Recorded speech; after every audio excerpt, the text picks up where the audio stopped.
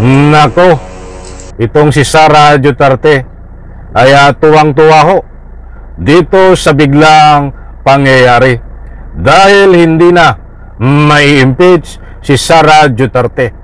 Ano ang nangyari? Bakit hindi na mai-impeach si Sara Duterte? Ito ho. Alright, welcome back to my YouTube channel. I'm Andy's Vlog. Ito, mainit-init pa. Sara Duterte hindi na ma-impeach. Nako po. At ano ang nangyari? Ano ang mabigat na dahilan kung bakit hindi na ma-impeach itong si Sara Duterte? Kunin ko muna ang inyong panig, mga mahal kong taga-subaybay. Pabor po ba kayo na itong si Sara Duterte ay hindi na ma-impeach? Diyan po sa comment section, inaanyayahan ko po kayo magbigay ng anumang public opinion. At bago ko po ibigay sa inyo ang mabigat na ebidensya, rason kung bakit biglang hindi na ma-impeach si Sara Duterte, ay isang like muna mga kaibigan. Pahingi ako ng isang like kung nagustuhan nyo po ang video na ito. At sa lahat ng hindi pa nakasubscribe sa aking maliit pa na YouTube channel, please subscribe. Maraming salamat po. Mainit-init pa ho ito na balita, latest update tungkol dito sa napakatagal na, ilang buwan na nausapin tungkol dito sa pag-impeach sa Senado nitong si Sara Duterte. Ano po ang nakapaloob dito kung bakit biglang nagbago ang ihip ng hangin? Dahil dito sa ibabahagi ko po sa inyo, bibigyan ko po kayo ng kakulang resibo, katunayan na itong si Sara Duterte ay hindi na ho ma-impeach. Ibig sabihin, kapag hindi na siya na-impeach, ay tuloy ang pagtakbo ng kanyang pagiging Pangulo ng Pilipinas sa darating na 2028 presidential election. Pabor po ba kayo na maging Pangulo ito? Dahil hindi na po ito may impeach, wala makakapigil sa kanya na pagtakbo bilang Pangulo. Okay? Para po sa lubos nyo pong kaalaman, pangunawa, huwag nyo pong kaligtaan, panoorin, pakinggan ang vlog na ito hanggang dulo para na sa ganun po lubos po nating maunawaan. Ito po. Kumusta po kayo? Maraming salamat sa lahat ng sumusuporta dito sa aking maliit pa na YouTube channel. Ito, mga kaibigan, ang bibigyan po natin ng linaw dahilan kung bakit hindi na ma-impeach itong si Sara Duterte. Ang tamang bigkasyon ay Sara Duterte. Duterte. Ay, sandali bago po ibahagi sa inyo itong katunayan na ito. Ay huwag po tayong magpaniwala sa lumalabas na survey dito kay Bongo at sa lahat ng mga kapartido ho niya. Dito na nagna-number 1 si Bongo. Yan ay kalukuhan. I-discuss po natin yan dahil may nakuha po tayong mga yung mga latest update dyan na kalukuhan ang ginagawa dahil kakampi ni Bongo at po yung nagkaroon ho na planado para siya ay itaas ang survey kahit hindi ho totoo. Ang complete details so niyan sa susunod natin vlog. Basta Bongo at lahat ng PDP, ang meaning po ng PDP ay padapa na. Padapa. Yan po ang totoong meaning niyang PDP, padapa. Huwag po nating iboto yan. Hindi ko naman kayo pinapangunahan. Ba't alam ko, pipera ang mga tagasunod ng padapa ay hindi naman po talaga iboboto dahil yan ho ay magiging problema ng ating Republika ng Pilipinas, mga kaibigan. Saka po natin talakayin para hindi po tayo marambol. Pinadaanan ko lang po. Huwag po tayong maniwala sa survey kay Bongo. Yan po isang uri ng mind conditioning, mga mahal kong taga-subaybay. Eto na. Alam kung sabik nyo na itong mapakinggan, mapanood.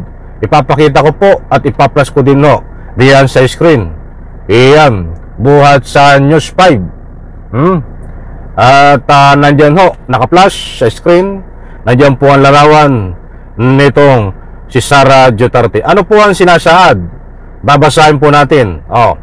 Tiwala ani Vice President Sara Duterte ang kanyang mga abogado na maipapanalo ang impeachment case laban sa kanya. Maliwanag po mga kaibigan, na tiwala si Vice President sa kanyang mga abogado na maipapanalo ang impeachment laban sa kanya.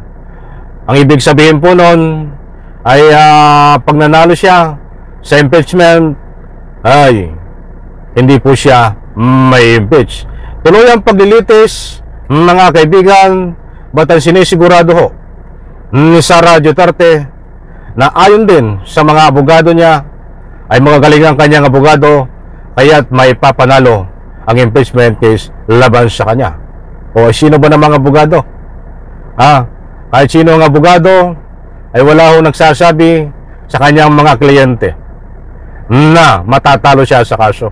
Kaya tambatayan ho ni Sara Duterte dito sa pagkapanalo niya at mananalo siya sa kaso dito sa impeachment na ang batayan niya ay hindi po mga ebidensya bagkus sa mga sinasabi ng kanyang abogado na kayang ipanalo ang impeachment case laban sa kanya. Nako po, ay paano na yan?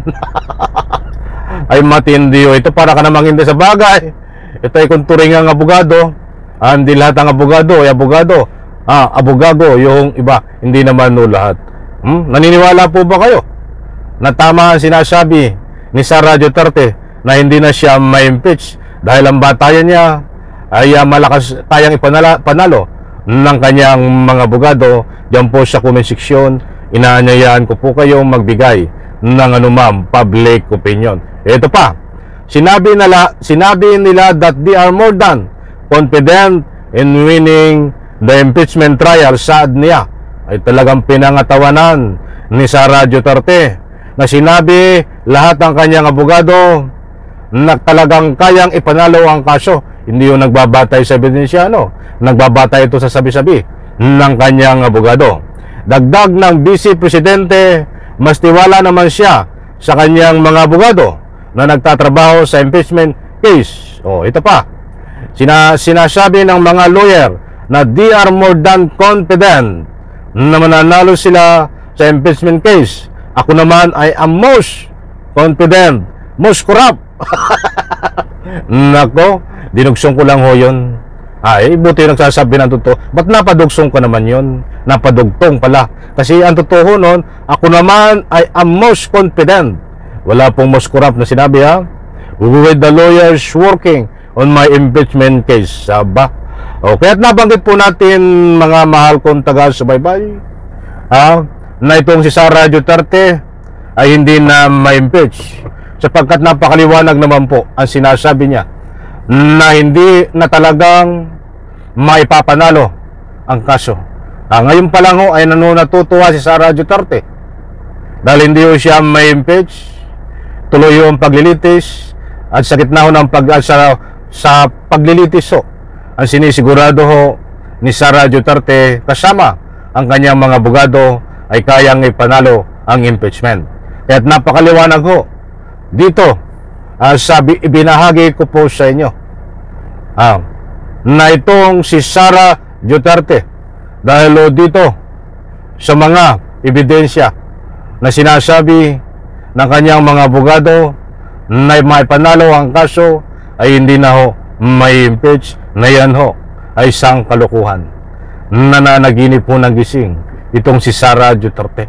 Huwag po tayong magpaniwalata dito dahil sa pamamagitan ng Mary Grace Piatos at marami pang mga kasangkot na mga peking pangalan na tumanggap ng confidential funds na pera nyo, pera ng taong bayan sa pamamagitan ng buwis. May impeach ito at ang kasunod ng impeachment at pag-file ng plunder case diyan po sa mga anumang korte na nakakasakop dito. Kaya tabangan po natin dito, wag po tayong magpadala sa mga sinasabi nitong si Sara Duterte na hindi po siya may impeach dahil kayang impanalo ang impeachment ng kanyang mga abogado. Ang buong katotohanan dito, sila ay desperado na dahil ito ay wala ng lusot. dito sa impeachment laban sa kanya. Sa like ko sa video na ito, maraming salamat, bye-bye, palakpakan.